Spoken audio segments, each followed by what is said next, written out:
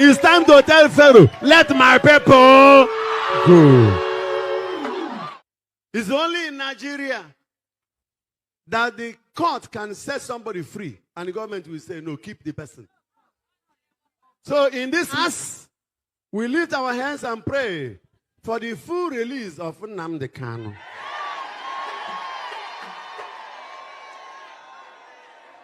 Fewere chukwa kanisia. Oyi bembegare. Begere ibe ha bere n'azụ. Igbo wibo na-atafu ihe a na-amaro isi ya. Ụmụakwụkwọ amangazi, ndị ọrụ amanga, Monde akpọchi ebe niile. Ndị na-acha ya ọ gbasara ha, they don't care. How can you say you don't care? But you are a leader. You must care.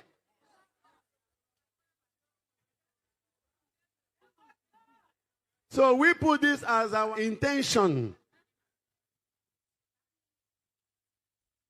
Chineke si mmadụ were onwe ya, mmadụ ụwa si na onye ha ama nwe onwe ya.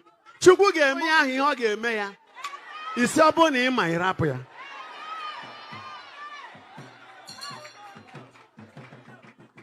Then why the judiciary? There are three arms of government: the executive, the legislative, and the judiciary.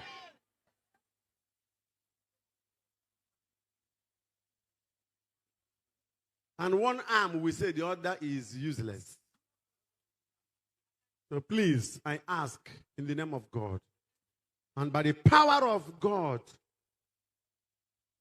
our leaders should quickly release Nnamdi Kanu.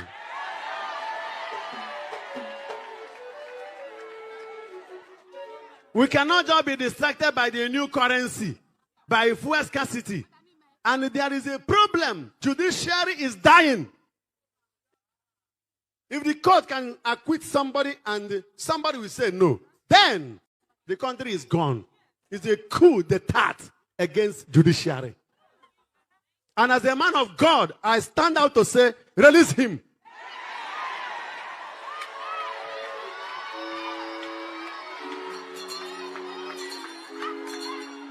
Do the needful.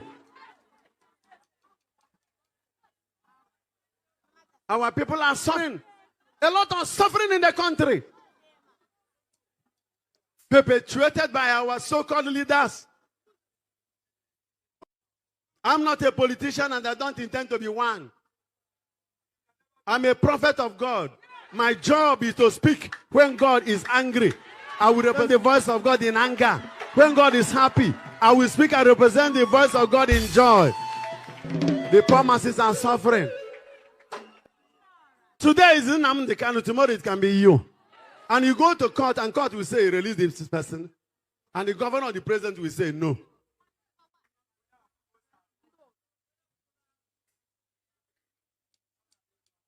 If holding that young man will cripple this country, why not release him? Nnamdi Kanu's case is like a trigger in the gun. You must be careful how you touch the trigger when the gun is loaded. And don't tell anybody he's a nobody. He represents a people. And finally, the court has said, release him. Why not release him? Especially for health reasons. I have to render my voice so that when tomorrow the leaders begin to suffer calamity, they will not say, what did the Father Mbarka say? I remember when I'm called into this service, I didn't take anybody's permission to air my view when God says, air it. When I cannot speak what God asked me to speak, then I have finished my job. Then God will take me. I have not finished my job.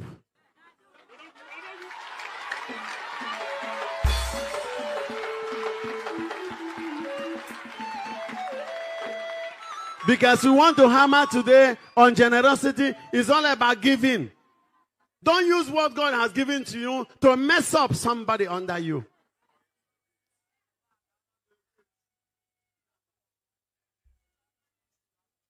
So I lift my hands once more for suffering Nigerians.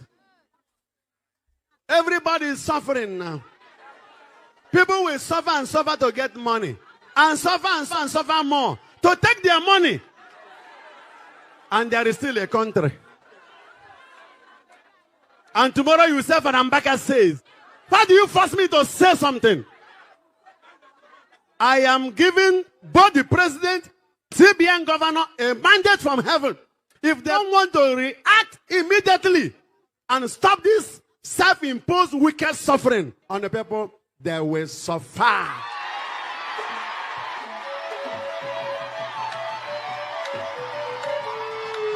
What a rubbish!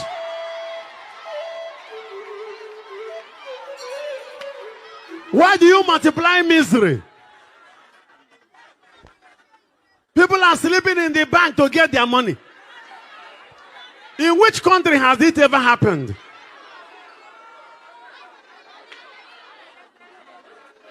People are now selling money. Not like, it is easy to get dollar now than to get naira. Parents cannot have money to buy foodstuffs for their children. I don't know how many will be alive by the time the so-called new currency will come out. The new currency is not even good. The design, very poor. The color separation, rubbish. And everybody is quiet, thinking about election. Will people not be alive to do the election? Will dead men do election? Horrible. Men of God, you better open your mouth. Nobody can kill a man of God until the time God says it's over.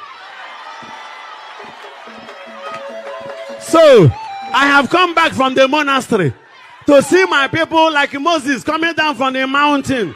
Seeing his people in suffering, in misery, in sorrow, in agony. It's time to tell Pharaoh, let my people go.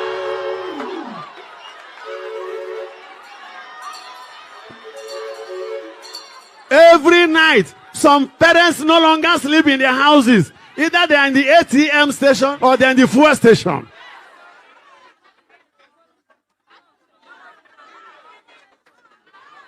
Wickedness.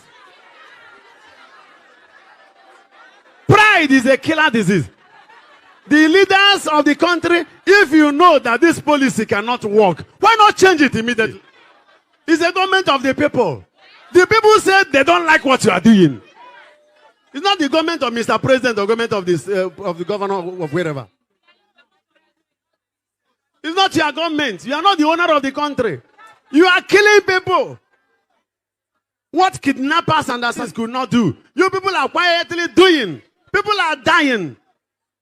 Somebody will be sick to go to the hospital. He or she has to do transfer. Somebody who is dying. Network is not going. By the time the doctor will get the alert, the patient is already mortuary.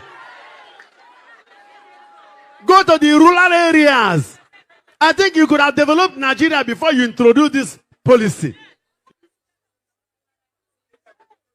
Somebody who has not gone to primary school, you are setting algebra for him.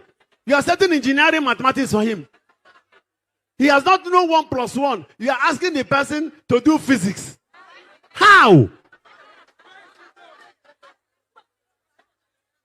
99% of our country people do not know what people are talking about. Farmers are suffering to do transfer to carry feed. Before the feed arrive, the birds in the farms have died. No insurance policy. What a wickedness. What a barbaric activity. It's evil on the land. Tomorrow, let somebody put from the back and say, come and answer me. You said the government is not doing well. Is the government doing well? The prophetic voice of the church can never be gagged. The church is a prophetic entity. It's a spiritual prophetic family.